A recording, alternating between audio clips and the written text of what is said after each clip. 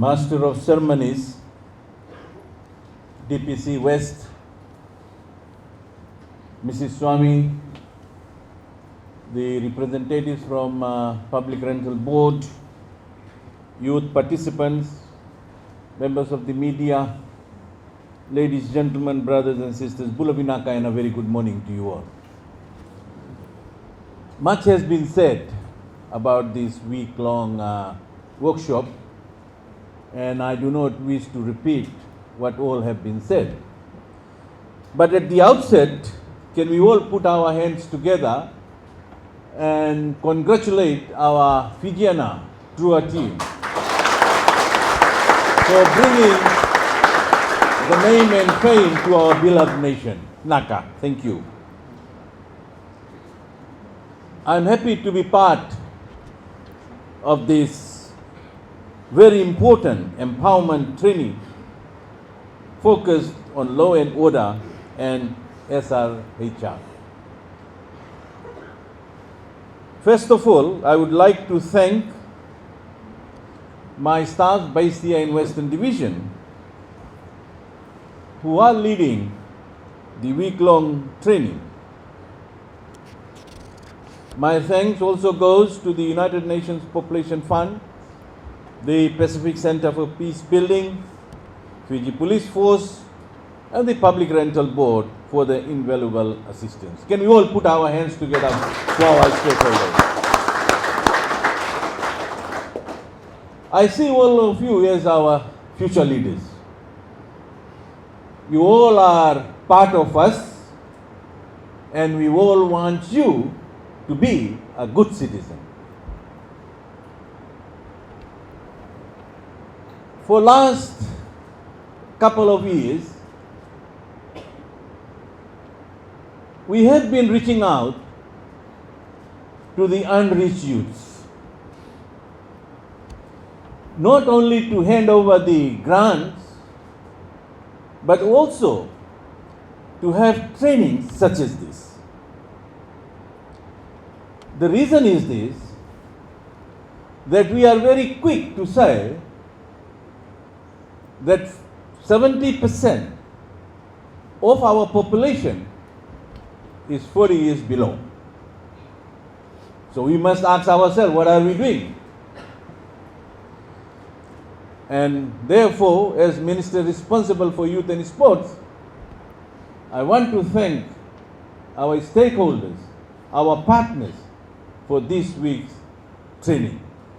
It's very important for all of them to come together and have training such as this so that we can empower our youth. Ladies and gentlemen, with this empowerment training on law and order, we wish to focus on providing young people such as you with right knowledge and skills and empowering them to become productive, self-reliant, and law-abiding citizens. In recent weeks and months, we have read, we have heard about youth violence. I'm not saying you were involved in. I'm just trying to share with all of you what happened in Suva. But I'll leave it at that. But the other area that I want to touch on and inform all of you is on employment opportunities. You all are aware that the other portfolio, which is Employment Ministry, we are also sending our Fijians to Australia for employment under the Pacific Levy Scheme. Most of our youth, for example, if there is 10 boxes to be ticked, 9 boxes are ticked and 1 is not. Just guess what could be the reason. Just guess. Drugs. And they lose that opportunity, that employment opportunity. This is not for 7 or 8 months employment. This is for 3 years. And wherever I go, I say this to our youth. Please, get away from such things. It's not only gonna affect your health, but your employment opportunities as well. I hope none of you are. You sure? So please, I will also ask my Ministry of Employment staffs to be here during break. And those of you who are interested to apply for that employment opportunities, you can do so. Ladies and gentlemen, as you all are aware, that our laws provide numerous rights and protections for its citizens. And as I have said, that much has been said on the workshop itself, and I want to leave it to the other respective speakers to speak on the subject areas, and come on the closing day, we can say that what you were here for has been achieved. So if that can only happen if you are serious about this workshop. Don't just think that you have an opportunity to come here at Tanua waterfront, good meals, and then go back. Make use of this opportunity. That's my plea this morning to all of you, please. If you are not clear with things, ask as many questions that you want to, so that you are clear in your mind as a citizen what your roles are. In partnership with the Community Policing and Pacific Center for Peace and Building, my ministry has made various visits and consultations were carried out in terms of law and order. I'm talking about throughout the country. We have been doing this. And as I've said earlier on, that it is our intent to reach out to the unreached youths. As of today, we have more than 800 registered youth clubs, which has around 15,000 registered youth members for the first time. And it only happened because we have got assistant youth officers on ground now. We have around 48 youth officers throughout the country, not to sit in the office, but to go down to the people, and in particular to our youths. Meet them, greet them, and hear their views, their grievances, their challenges. And that's why we were success in doing what we were mandated to. Ladies and gentlemen, we also observe another issue which called for the need for training on SRHR. It is my sincere hope that the young participants gathered here for this week's training will develop their own minds in regards to their families and their future. Don't be ashamed in asking questions when that session will commence. You need to know. And that's why we are bringing this type of training at your doors. This program is an opportunity for the participants to gather and explore the topics of human rights and gender, reproduction, healthy relationships, and mental health care, so that you may carry these lessons throughout your lives and in every endeavor that you undertake. The valuable knowledge imparted here will provide a foundation of practical health and medical knowledge, well-being, and respect. From this, you can build towards your dreams, whether you are building your own business, a farm, or pursuing a career in sports or music, or continuing with your formal education goals. Government is providing free education. The reason is we want to have a smart nation. We can only have a smart nation if we invest in education. Unfortunately, there are some who will fall out. But you are not left behind. We have got training centers run by Ministry of Youth and Sports.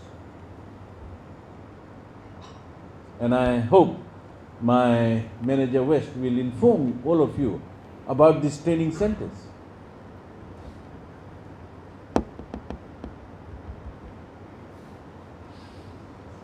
So don't think that if you have fallout, there is no room for more education. There is. And you all must take advantage of it. Ladies and gentlemen, I hope that this training will enable you to achieve your goals and aspirations, because they are our national goals. As I have said earlier on, Ministry of Youth and Sport is mandated to see ways and means how we can assist our youth throughout the country. I'll give another example, what we did during COVID-19. Most of the youths who were working in towns and cities, because of pandemic, they had to go back to their villages and settlements.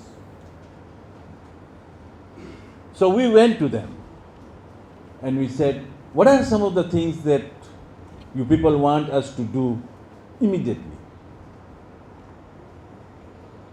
99% of the youths who were unemployed at that point in time said that we want to go into farming.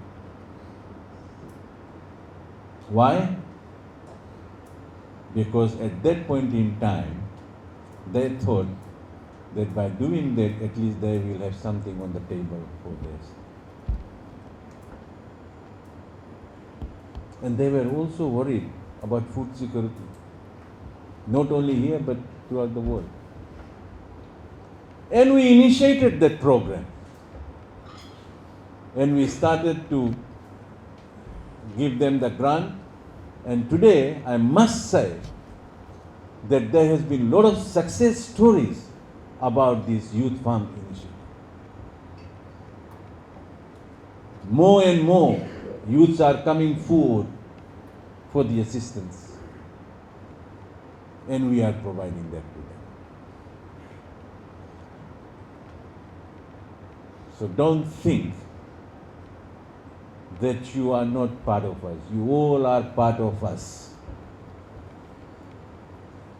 And please, while you are here, I want you to discuss your individual challenges with my team who are present here. We will see ways and means, we will find solutions for your challenges and grievances. That's why we are here, and that's why I made a point to come here this morning. Otherwise, I could have sent my permanent secretary or assistant minister. I thought I will come by myself to talk to you people directly and hear your views. So please do that. I've got my divisional manager here, I've got my assistant youth officers here, the whole team is here. So whenever there is a break, I'm not trying to say that you do it on your committed programs that you have, but during your lunch time, your tea time, take out time and talk to these people.